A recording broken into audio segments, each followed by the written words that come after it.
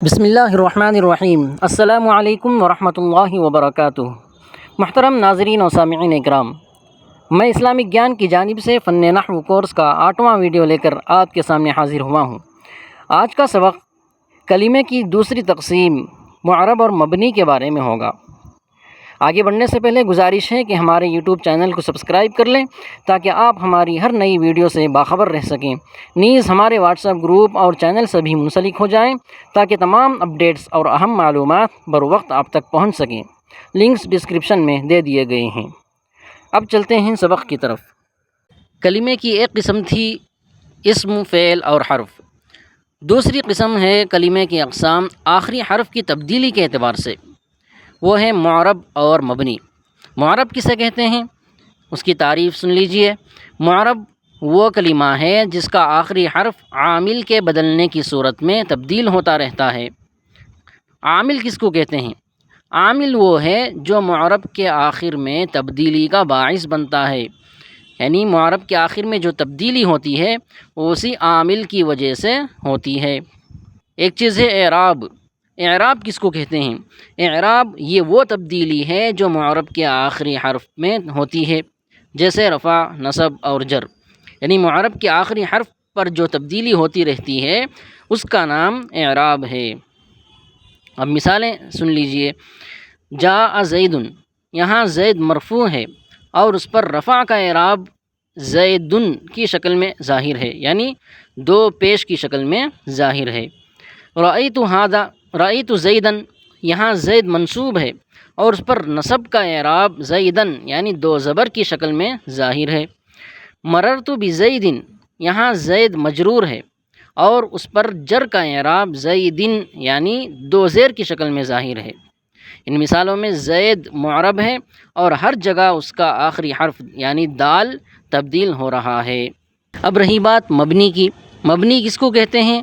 مبنی وہ کلمہ ہے جو ہمیشہ ایک ہی حالت پر رہتا ہے اور عامل کے بدلنے سے اس کے آخری حرف میں کوئی تبدیلی نہیں آتی۔ اس کی بھی مثالیں دیکھ لیجئے۔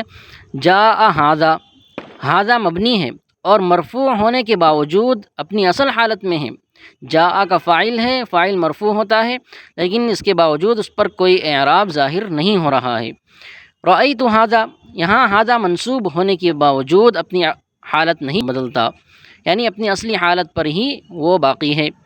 مررت بھذا، یہاں ھذا حرف جر کی وجہ سے مجرور ہے لیکن مجرور ہونے کے باوجود ایک ہی حالت میں ہے، یعنی اس کی حالت نہ رفع کی صورت میں بدلی، نہ نصب کی صورت میں بدلی اور نہ جر کی صورت میں بدلی۔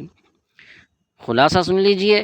معرب کلمہ اس کے آخری حرف میں عامل کی وجہ سے تبدیلی آتی ہے، یعنی معرب کس کو کہتے ہیں؟ کہ جس کے آخری حرف میں عامل کی وجہ سے تبدیلی آتی رہتی ہے اسے کہتے ہیں معرب۔ مبنی یہ اپنی حالت میں مستقل رہتا ہے اور عامل کے بدلنے سے اس میں کوئی تبدیلی نہیں آتی، جیسے کہ اوپر کی مثالوں میں زید معرب تھا، وہ عامل کی وجہ سے بدل رہا تھا، کہیں اس پر اعراب رفع آ رہا تھا، کہیں نصب اور کہیں جر۔ لیکن دوسری مثال میں ھذا چاہے وہ مرفوع ہو، منصوب ہو، مجرور ہو، تینوں صورتوں میں اس کی ایک ہی حالت تھی، ھذا اس کی حالت نہیں بدلی۔ یہ تفصیل ہمیں معرب اور مبنی کلمات کے فرق اور ان کی عملی مثالوں کو سمجھنے میں مدد کرتی ہے۔ محترم سامعین اکرام، امید ہے کہ آج کا سبق آپ کو سمجھ میں آ گیا ہوگا۔ آج کے لیے اتنا ہی کافی ہے۔ اب آپ کے کچھ کرنے کے کام ہیں، چند سوالات ہیں جن کو حل کرنا ہے۔ پچھلے اسباق میں ہم نے مذکر و مؤنث اور اسی طرح معرفہ و نکرہ کی بحث پڑھی تھی، انہی سے متعلق سوالات ہیں۔ پہلا سوال ہے علامت تانیث کیا کیا ہیں؟ دوسرا سوال ہے مؤنث سماعی میں کیا کیا چیزیں آتی ہیں؟ تیسرا سوال ہے معرفہ کی اقسام بیان کریں۔ محترم سامعین اکرام، ایک اعلان ہے، ہمارا فن نحو سے متعلق ایک پریمیم کورس بھی ہے، یعنی اب تک آپ یوٹیوب پر پڑھ رہے ہیں، اس کے بعد براہ راست کلاسز شروع کرنے کا ارادہ ہے، جس کا دورانیہ 3 ماہ ہے اور جس کی فیس ماہانہ صرف 250 روپیے ہے۔ انشاءاللہ یہ کلاسز 15 اکتوبر سے شروع ہوں گی۔ یہ یوٹیوب میں جو کلاس ہے وہ صرف 5 یا 7 منٹ کی ہوتی ہے، جبکہ یہ لائیو کلاس 30 یا 40 منٹ پر مشتمل ہوگی، جس میں تفصیل سے اسباق پڑھائے جائیں گے۔ جو حضرات تفصیل سے پڑھنا چاہتے ہیں وہ اسکرین پر نظر آ رہے نمبر پر کال یا میسیج کر کے مزید معلومات حاصل کر سکتے ہیں۔ اگلی ویڈیو میں ملاقات ہوگی۔ والسلام علیکم ورحمۃ اللہ وبرکاتہ۔